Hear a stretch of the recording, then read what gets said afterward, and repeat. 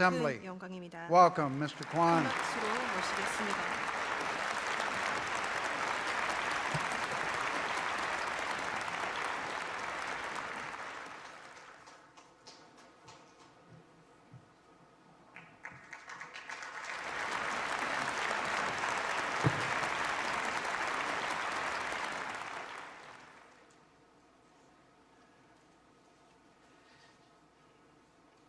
네, 반갑습니다. 방금 소개받은 심재권입니다. 오늘 우리 그 월드 서밋이 지향하는 궁극적인 목표, 또 이 월드 서밋을 주최하고 있는 천주평화연합 UPF가 지향하는 궁극적 목표의 하나는 한반도의 평화적인 통일이라고 생각합니다. 저도 그 간략히나마 남북한의 통일 정책, 그동안 어떤 통일 정책들을 가져왔는지 살펴보면서 또 지금의 핵 위기 상황을 검토하면서 오늘의 말씀을 함께 나눌까 생각을 합니다. 어느덧 우리 그 한반도가 분단된 지도 74년째로 접어들고 있습니다. 그동안에 무려 400여만 명이 목숨을 잃었던 그 동족 상잔의 그 6.25 전쟁 비극도 있었고, 지난 1990년 시작 무렵까지만 해도 남북한은 모두 다 제로섬 게임적 접근을 해왔습니다. 그러니까 그 남한은 남한대로 멸공통일, 또 북한은 북한대로 적화통일, 이렇게 입장을 가져왔습니다.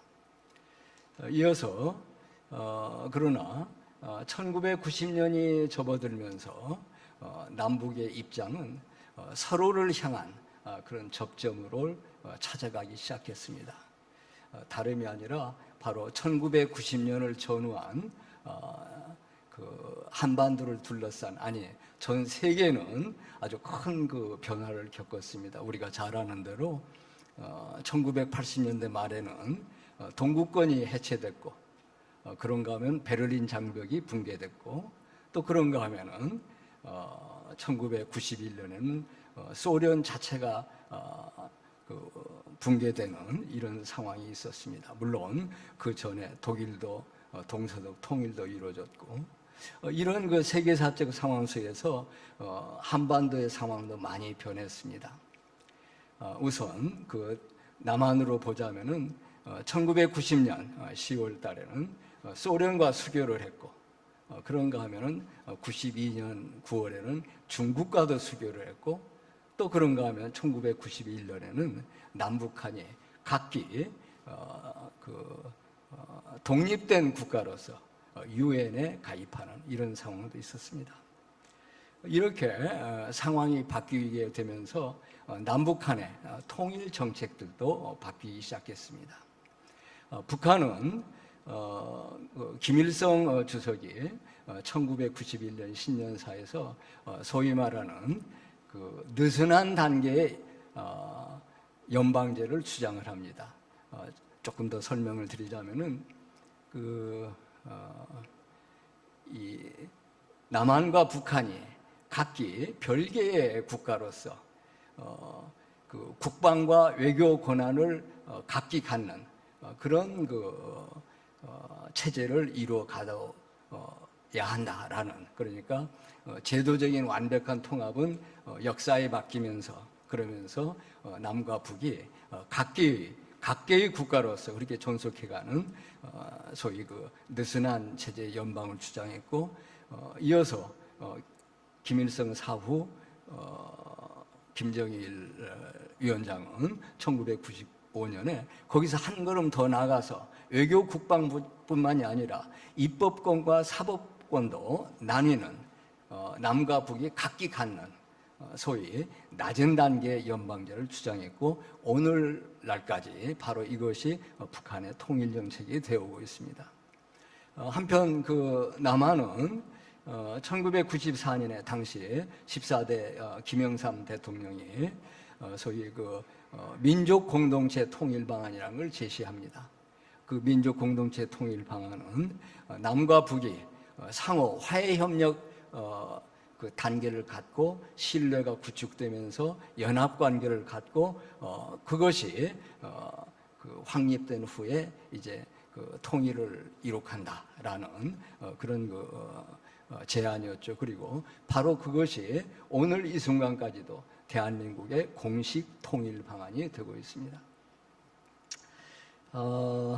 그 이제 남과 북의 통일 문제를 이야기하면서 우리가 소홀히 할 수 없는 게 김대중 대통령의 2000년 남북 첫 정상회담이었습니다. 그 정상회담이 갖는 중요한 의미는 남과 북이 6.15 공동선언을 통해서 그 통일 방안에 합의를 한다는 데 있습니다. 그래서 그 상호 간에 그 체제 공존을 그 받아들이고 그리고 그 흡수 통일, 적화 통일을 포기하고 그런가 하면 무한대에 걸쳐서 평화 공존을 이루어간다라는 데 대해서 남과 북이 6.15 공동선언에서 합의를 합니다. 참으로 역사적인 그런 남과 북의 통일을 향한 그런 이정표였다 이렇게 말씀을 드릴 수가 있습니다. 이렇게 되고 뭐 여러분 잘 아시는 대로 김대중 대통령 시절에 그 금강산 관광도 열리고 또 개성공단도 설립이 되고 그런가 하면 이산가족 상봉도 이루어지면서 남과 북의 관계가 아주 이렇게 르네상스 시기를 맞이하는 그런 그 기간이 되기도 했습니다. 그러나 1990년 들어서면서 지금 판단건데 북한은 자체적으로 그 국방력 약화 또 어떤 그 외교적 고립 또 어떤 경제적 그 어려움 등을 이유로 해서 체제 보전과 국가 안보를 위해 핵무기 개발을 본격적으로 나선 게 아닌가 이렇게 생각을 합니다. 뭐 여기 계신 분들 뭐 잘 아실 테니까 1994년에 제네바 협정이라든가 2005년에 9.19 합의라든가 뭐 여러 그 곡절이 있었습니다만은 어쨌든 북한은 2006년에 핵실험을 시작으로 해가지고 2017년에는 6차에 이르는 핵실험과 함께 ICBM 발사까지 도모하게 됩니다. 이렇게 되면서 2017년 들어서 한반도는 급격히 위기의 국면으로 빠져들게 되죠. 그러니까 6.15 공동선에서 이야기했던 상호 간의 체제 인정, 그리고 흡수 통일이나 적화 통일 포기, 그리고 어떤 그 무한대의 평화 공존 약속 이런 것 등이 이제 그 핵전쟁 위기 또 그리고 한반도 비핵화가 최우선의 정치적 과제로 등장하는 이런 상황으로 바뀌었습니다. 우리가 잘 아는 대로 상황이 이렇게 되면서 2017년에 급격히 여러 가지 그 위기 상황이 오죠. 그러나 이것이 2018년 들어서면서 북한이 평창올림픽 그 참가 그리고 비록 조건부이긴 하지만 비핵화 의사표명을 함으로 해서 획기적으로 상황이 다시 바뀝니다. 그러면서 바로 4.27 남북 정상회담도 이어지고 6.12 싱가포르 북미 정상회담도 이루어지게 되죠. 싱가포르 선언은 대단히 획기적인 역사적, 세계사적 의미를 갖는다고 생각합니다. 북한과 미국은 상호 관계 개선, 그리고 한반도 평화체제 구축, 그리고 한반도의 완전한 비핵화에 대해서 합의를 하게 되죠. 또 이어서 트럼프 당시 미 대통령은 북한이 그에 앞서서 이뤘던 감사합니다. 그에 앞서서 북한이 발표했던 그 핵실험 중단, ICBM 발사 중단, 그리고 핵 확산 금지의 그 발표를 한 데 대해서 트럼프 대통령이 바로 또 한미 연합군 훈련을 중단하겠다 이렇게 발표를 응답함으로써 아주 획기적인 세계사적인 이런 의미를 갖게 됐습니다. 그렇지만 어쨌든 뭐 잘 아시는 대로 2019년 하노이 회담이 결렬되면서 그러면서 이제 급기야 올해 들어서서는 아주 다시 이제 2017년 어게인이 되는 게 아닌가 싶으리만큼 상황이 악화되고 있습니다. 1월 들어서면서 북한은 국방력 강화는 주권 국가의 이 권리다. 또 미사일 시험 발사는 주권 국가가 가질 수 있는 자유력 행사다. 이런 식의 발표를 하면서 무려 7차에 걸친 미사일 시험 발사를 이뤘고, 더더욱이 중요한 것은 바로 한 3주 전에 1월 19일이죠.